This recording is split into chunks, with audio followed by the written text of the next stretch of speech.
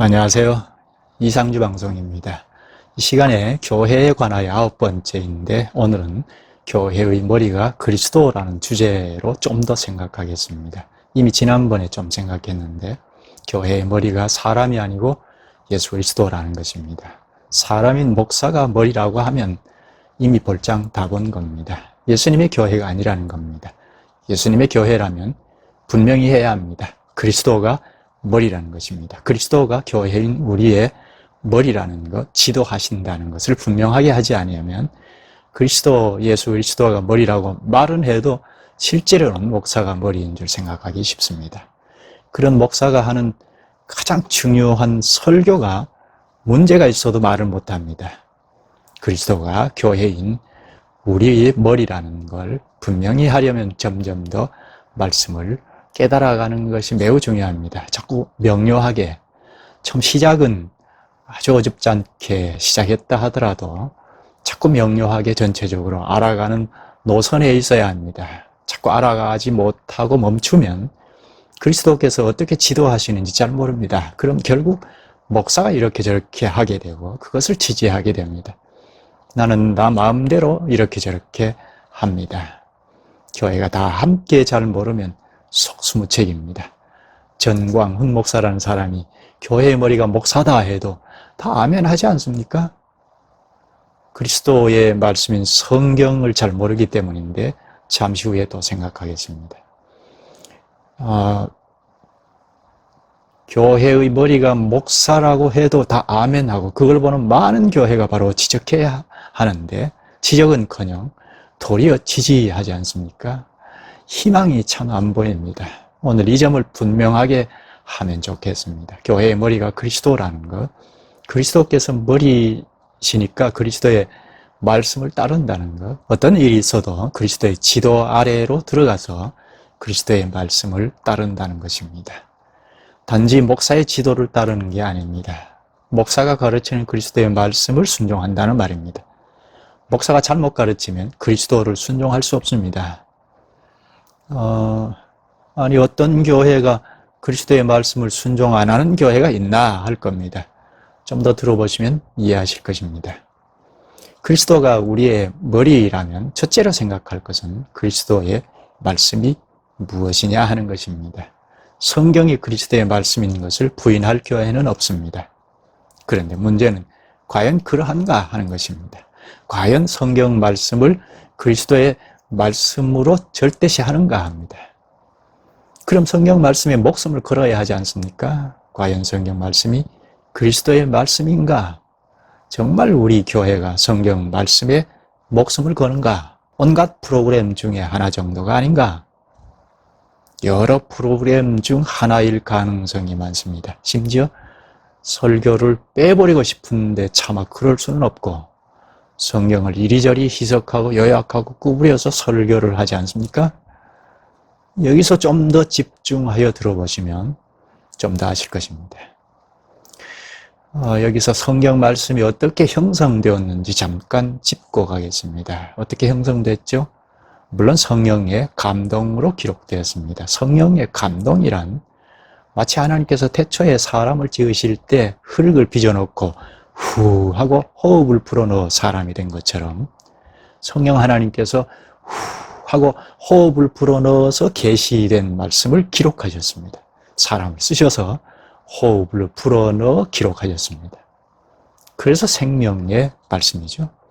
성경이 그리스도의 말씀인 것은 수많은 계시 중에 꼭 필요한 것만 성령께서 생기를 불어넣어 기록으로 남기셨습니다. 그게 성경입니다. 좀 더 부연하면 태초의 말씀이 계시니라 할 때 요한복음이죠. 태초의 말씀, 로고스가 계시는데 이 로고스가 하나님이시죠. 그리스도입니다. 이위 하나님 그리스도입니다. 말씀이신 그리스도께서 구약에는 모세와 선지자를 통하여 말씀하셨고 기록을 남기셨습니다. 구약 성경이죠. 신약은 예수 그리스도께서 직접 세상에 오셔서 행적으로 말씀하시고 그리고 기록하시고 복음서이죠. 복음서는 예수님의 행적입니다. 그리고 예수님께서 하늘에 오르신 다음에는 사도들을 통하여 말씀하시고 기록하셨는데 그게 서신서와 요한계시록이죠. 이렇게 기록하여 형성된 것이 구약 성경과 신약 성경입니다. 성경은 전부 그리스도의 말씀입니다. 성경은 죽은 글이 아니고 살아있는 그리스도의 말씀입니다. 그리스도를 핵으로 하고 둘러싸고 구약이 있고 둘러싸고 신약 성경이 있습니다. 그럼 성경 말씀을 얼마나 잘 듣고 알아먹느냐가 관건이죠. 그리스도를 믿는다면 그리스도의 말씀인 성경 말씀이 우리의 신앙의 결정판입니다. 그리스도께서 지금도 하늘 보좌 우편에서 말씀하십니다. 말씀하실 때 어떻게 하시죠? 이게 굉장히 중요한 질문인데요. 말씀을 하실 때 꿈으로 또는 환상으로 하시느냐, 상주야 이렇게 하자 하십니까? 이런 방식은 하나님께서 계시를 직접 하실 때입니다. 구약시대나 또 신약 사도시대까지는 하나님이 직접 계시하실 때잖아요. 직접 계시하실 때는 꿈으로 환상으로 초능력으로 계시를 하셨습니다. 소위 직통하셨죠. 그때는 이렇게 신비한 초능력으로 하나님 어떤 분이고 어떤 일을 하시는지를 우리에게 가르치셨습니다. 그런 때라도 아무나 붙잡고 계시하신 것이 아니죠. 당시 교회의 대표자에게 하셨습니다. 아브라함 개인에게 하신 것 같지만 그 사람 뒤에는 족장이라는 교회가 있잖아요. 족장 교회가 받을 말씀을 계시하셨습니다. 특정인에게만 계시하셔서 능력자를 만들고 하나님처럼 만들기 위하여 특정 개인을 상대로 계시하신 것이 아닙니다. 이렇게 계시하신 것을 꼭 필요한 것만, 그 다 기록하면 뭐 엄청나게 많죠. 그런 계시 중에 꼭 필요한 것만 기록하셨습니다. 그렇게 기록된 말씀으로 지금도 말씀하십니다. 그리스도께서 성경 말씀으로 말씀하신다는 것입니다. 그럼 문제는 성경 말씀을 듣는 게 관건입니다. 성경으로 돌아가서 뭐라고 말씀하시는가 듣고 알아가는 데서 결정이 됩니다. 나의 신앙은 결국 지금까지 내가 듣고 학습한 결과입니다. 듣는 게 중요한데 어떻게 듣고 아느냐에 따라서 신앙이 결정됩니다. 대충 듣고 행하면 하나님과 상관없는 신앙이 결정됩니다. 한낱 종교인에 불과하다는 말입니다. 성경 말씀을 잘못 들으면 마치 썩은 밥을 자꾸 먹이고 그렇게 먹고 해서 탈이 나고 죽기도 하는 것처럼 성경 말씀을 잘못 읽고 들으면 우리의 새 생명이 죽습니다. 새 생명이 나지 않을 뿐 아니라 낫다 하더라도 죽습니다. 그리스도를 순종할 수 없고 순종은커녕 구원의 신앙이 될 수가 없습니다. 예수를 믿어도 구원 안 되는 사람 있잖아요. 예수 믿기만 하면 구원된다고 하는데 구원 안 되는 사람 있잖아요. 잘못 알고 그릇되게 믿으면 예수를 믿는데 이단도 나오잖아요.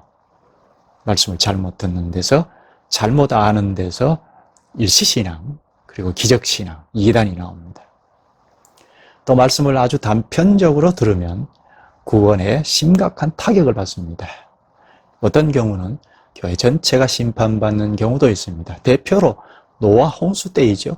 당시 모든 교회가 심판받아 물에 잠겨버렸잖아요.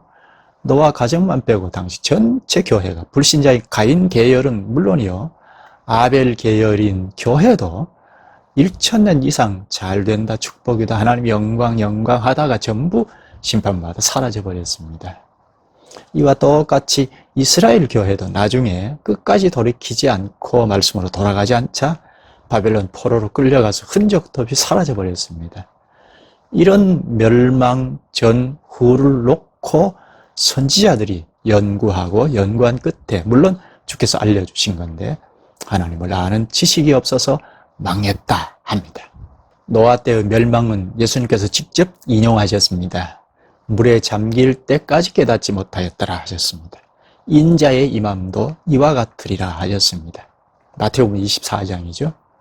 예수님께서 당시 인류의 멸망을 깨닫지 못했다는 걸로 결론을 내리셨습니다. 재림 때도 이와 같으리라 하셨습니다. 말씀 지식이 없어서 망할 거라는 거죠. 무서운 이야기입니다. 창세기 멸망이 6장부터 말씀을 하시는데 5장을 잘 보면 노아 시대 때 약 1000년 동안 아벨 계열의 교회가 하나님을 높이고 찬송하고 예배했습니다. 하나님 영광 하면서 1000년을 잘 지냈습니다. 그런데 6장 이후에 그만 물로 잠겨 죽을 때까지 깨닫지 못하더라 합니다. 예수님의 말씀입니다. 그럼 오늘 우리는 깨닫지 못하면서 자꾸 알아가는 게 없으면서 신앙의 행위를 행하면 그건 그리스도의 지도를 안 받는 겁니다. 머리이신 그리스도 안에, 그리스도의 아래에서 지도를 받는 것이 아닙니다. 망할 교회입니다.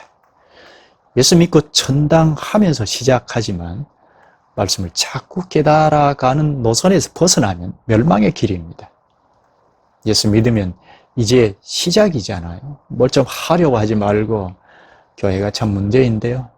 자꾸 충성 봉사합시다 하고 자꾸 일을 시키는데 무엇을 좀 가르치고 배우고 알 것을 알고 하게 해야 하는데 그렇지 못한 교회적 현실이 참으로 안타깝습니다.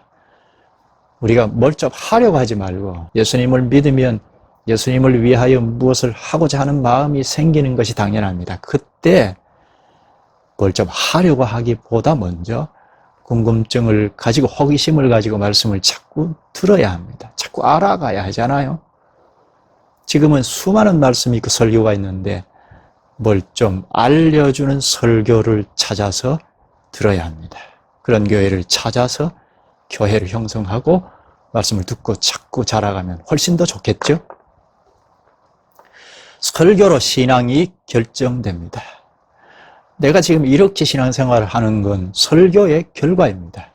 내가 들었던 설교의 결과, 내 신앙이 이런 겁니다. 남 탓하지만 우리나라에서 자꾸 이런저런 이야기가 나오고 사고가 나니까 남 탓하기 쉽은데 나도 별 수 없습니다. 우리나라 교회적 현실에서 나고 자라고 학습이 됐기 때문입니다. 나도 그 가운데 한 사람입니다. 저 사람의 잘못, 범죄는 나도 별 수 없다는 겁니다. 멀리 못 벗어날 수 있습니다. 그럼 내가 지금 어떤 상황에 있든지 더 말씀을 자꾸 배워야 합니다. 단편적인 데서 전체적으로 자꾸 발전해 가야 합니다. 그렇지 않으면 나도 별 수 없습니다. 우리나라 교회적 현실을 훌쩍 뛰어넘지 않으면 나도 또 다른 그릇 때문에 머물러서 일생 보내버립니다. 이게 참 얼마나 안타까운 일이고 억울한 일입니까? 성경 말씀이 참 문제인데요. 그렇게 간단하지 않지 않습니까? 성경 어디에도 예수 믿고 천당 구원하고 가르치는 데가 없습니다. 우리의 현실은 그런 식이잖아요. 예수를 믿으면 구원 얻는다. 그 이후에는 뭐 이렇게 저렇게 해도 구원은 상실되지 않는다.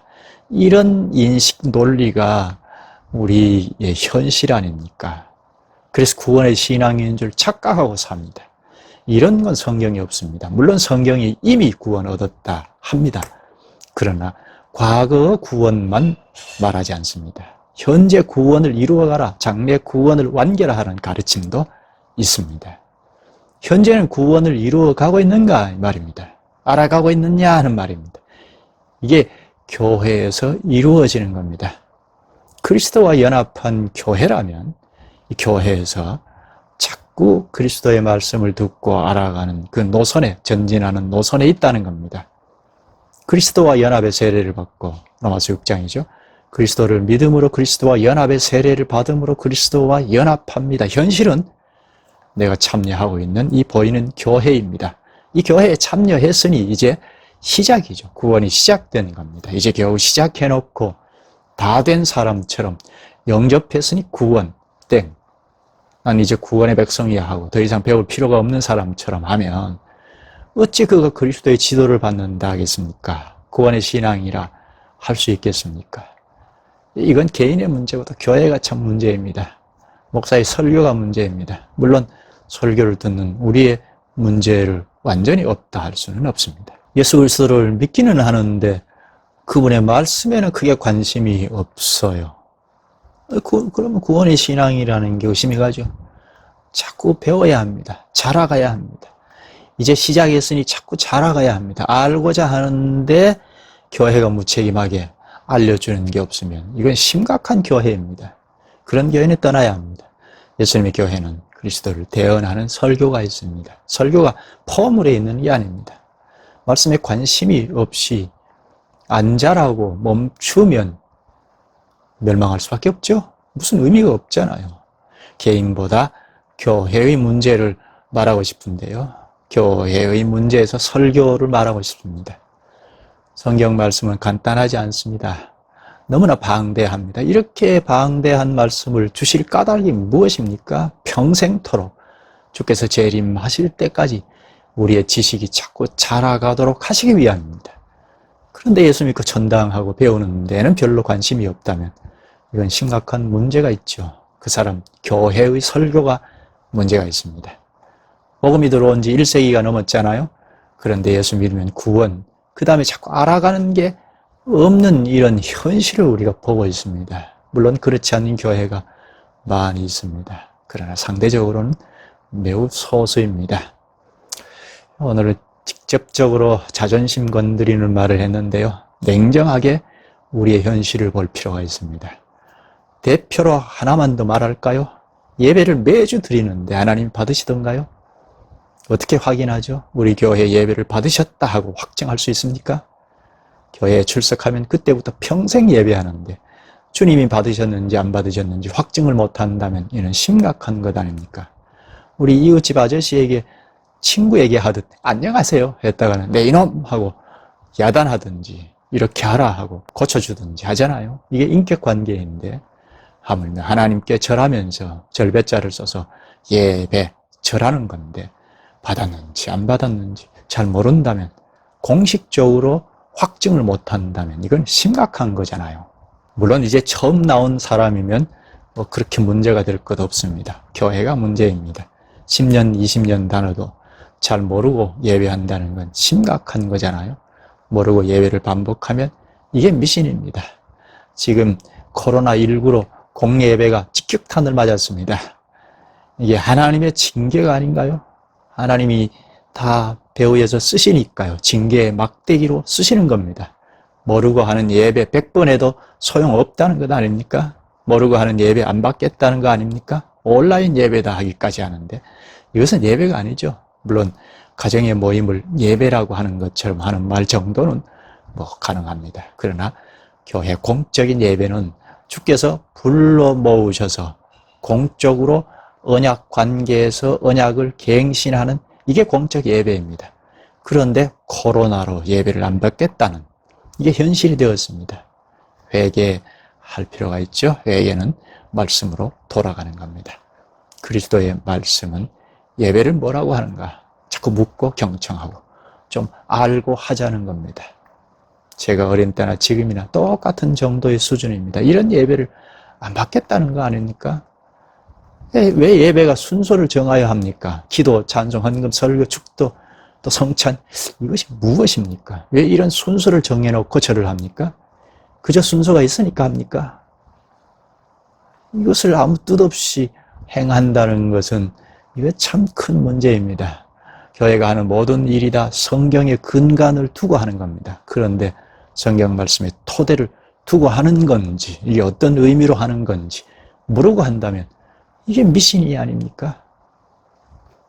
여기까지 할까요? 오늘 교회의 머리는 그리스도라는 것을 말씀드렸습니다. 그리스도께서 우편에서 말씀과 성령으로 다스리십니다. 말씀과 성령, 이건 동전의 양면인데요. 또 기회되면 말씀드리겠습니다. 말씀의 다스림 밑으로 다 들어가야 합니다. 목사부터 모든 회중들이 그리스도의 말씀에 부복해야 합니다. 그리스도께서 뭐라고 말씀하시는지 좀 들어야 합니다. 대충 듣고 설교하고 대충 듣고 아멘하고 하지 맙시다. 무엇이든지 알고 하지 않으면 그저 종교 하나에 불과합니다. 미신하는 것에 불과합니다. 말씀이 전면에 있고 그 아래에서 움직이는 것이 참교회입니다. 머리를 그리스도로 인정하는 현실입니다. 말씀이 하자는 데까지 가는 게 예수님의 교회입니다. 말씀을 잘 모르면 그냥 두고 더 배우는 데 집중해야 합니다. 저도 미력하지만 힘써 돕겠습니다. 잘 모르고 하면 결국 사람이 해버리잖아요. 말씀이 설 자리가 없게 됩니다. 그리스도가 설 자리가 없게 됩니다. 그리스도의 말씀을 탐구해야 합니다. 괜찮으셨으면 좋아요, 구독을 눌러주시면 많은 힘을 얻어서 돕겠습니다. 오늘도 코로나19로 힘겨워하는 분들을 돌아보셨으면 좋겠습니다. 고맙습니다.